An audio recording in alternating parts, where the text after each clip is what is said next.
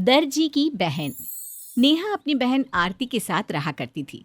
आरती बहुत छोटी थी जब उन दोनों के माता पिता का देहांत हो गया था। बस तब से नेहा ने अपनी बहन की परवरिश करी थी।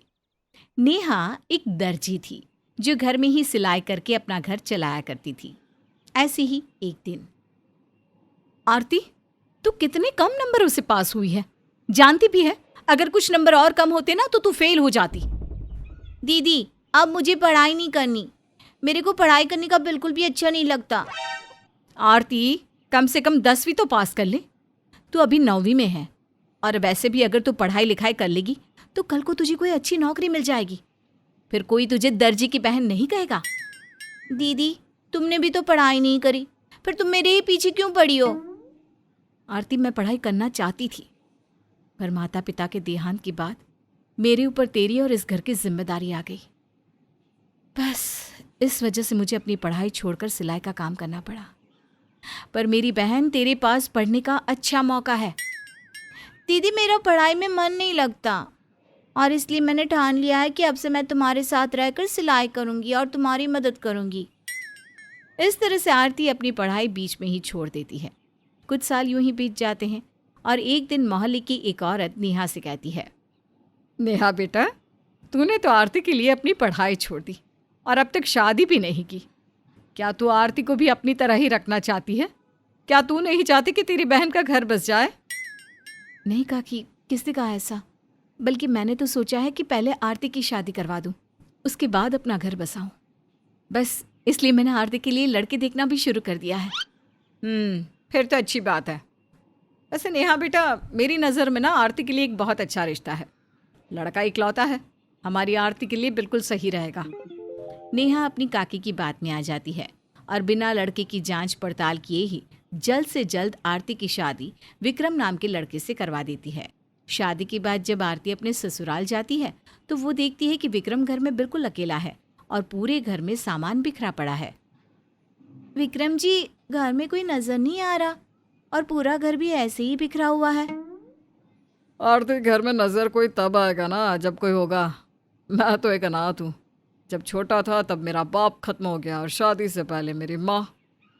ये शादी तो मेरी मौसी ने कराई है। अब अकेले ही तुम्हें मुझे और घर को संभालना है। विक्रम का सच जानकर आरती को धक्का पहुंचता है, पर वो इस बात से खुश होती है कि चलो, विक्रम एक अच्छा लड़का है जो उसका ख्याल रखेगा। पर ये क्या, रात को विक्रम नशे में घर आता है और जब आरती उससे सवाल जवाब करती है तो विक्रम उसे मारने पीटने लगता है। तेरी हिम्मत कैसे हुई मुझसे सवाल जवाब करने की? बीवी, आप बीवी बनकर रहे। आरती विक्रम का असली रूप देखकर घबरा जाती है और चुपचाप उसकी बात मानने लगती है। इसी तरह कुछ महीने बीत जाते हैं। विक्रम हर रोज नशे में घर आकर आरती को मारता पीटता। अब आरती से विक्रम का अत्याचार बर्दाश्त नहीं होता और वो ठान लेती है कि वो विक्रम को छोड़कर फिर से अपनी बहन के घर चली जाएगी। पर जब आरती अपनी बहन के घर आती है तो वो देखती है कि उसकी बहन अपने ससुराल में बहुत खुश है। अरे आरती, तू अचानक से यहाँ, सब ठीक तो है ना? हाँ दीदी, सब ठीक है। मैं तो बस तुमसे मिलने आई थी, तुम्हारी बहुत याद आ रही थी।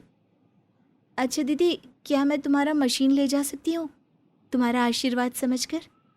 तुम्हारी मशीन मेरे पास रहेगी तो मुझे हमेशा ये एहसास रहेगा कि तुम मेरे आसपास हो। अरे आरती, ये भी कोई पूछने की बात है?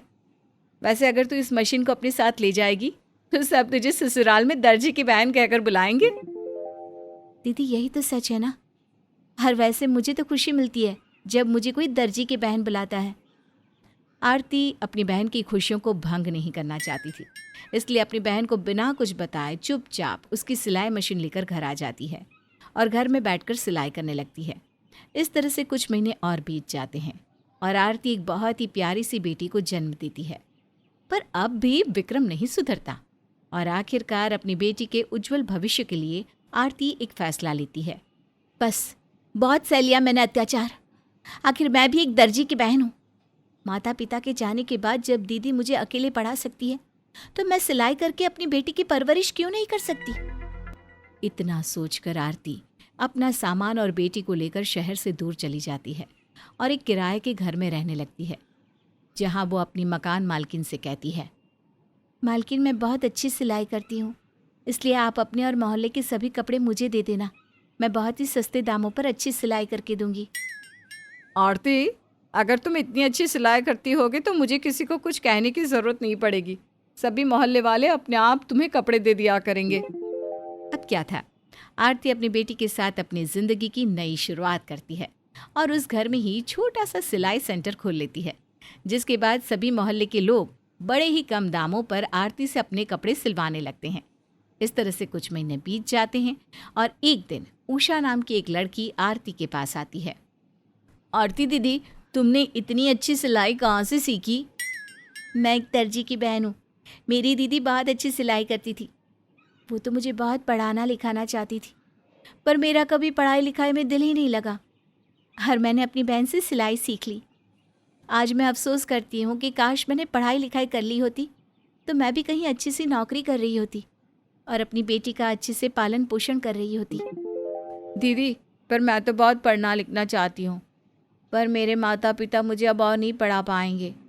लेकिन मैंने सोच लिया है कि अपने फ्यूचर के लिए कुछ किया जाए, तो मैं चाहती हूँ कि आप मुझे सिलाई सिखा दो, ताकि सिलाई सीखकर मैं भी 2 पैसे कमा सकूँ। हाँ हाँ, क्यों नहीं। बल्कि मैं तो तुमसे ये कहती हूँ कि मोहल्ले में और तुम्हारी जान पहचान में जितनी भी लड़कियाँ हैं जो सिलाई सीखना चाहती है वो मेरे पास आ जाए। मैं बहुत ही कम पैसों में तुम सभी को सिलाई सिखा दूंगी। इस तरह से तुम सबका भी भला होगा और मेरा भी। अब क्या था, अब आरती उन सभी लड़कियों को सिलाई सिखाने लगती है। अब इसी तरह से कुछ महीने बीत जाते हैं और एक दिन जब नेहा आरती से मिलने उसके ससुराल जाती है तो उसे विक्रम का सच पता चलता है, जिसके बाद वो अपनी बहन को पूरे शहर में ढूंढती है और आखिरकार उसे आरती का पता चलता है, जिसके बाद वो तुरंत आरती से मिलने उसके घर पहुंचती है। आरती, अपनी बहन को माफ़ कर दे। मैंने बिना जांच पड़ताल किए तेरी शादी उस विक्रम से करवा दी, पर तू मुझे ये बता कि तेरे साथ इतना सब कुछ हो गया और तूने मुझे कुछ बताया क्यों नहीं है मेरी बहन? दीदी, मैं भी एक दर्जी की बहन हूँ। जब इतनी कम उम्र में आपने पूरे घर की और मेरी जिम्मेदारी अपने कंधों पर उठा ली तो मैं कैसे पीछे हट जाती। और वैसे भी इतने सालों बाद मैंने आपको खुश देखा था। मैं आपकी खुशियाँ भंग नहीं करना चाहती थी, बस इसलिए मैंने आपको कभी कुछ नहीं बताया और अपनी बेटी के साथ इस नए शहर में आकर रहने लगी। इतना बोलकर आरती अपनी बहन नेहा को अपनी छोटी सी सिलाई सेंटर में ले जाती है, जहां उसके पास कुछ लड़कियां सिलाई सीखने आती है। अपनी बहन की तरक्की देखकर नेहा को बहुत खुशी होती है और इस तरह से आरती नए शहर में अपनी नई जिंदगी की शुरुआत करती है, वो भी बिना किसी के सहारे।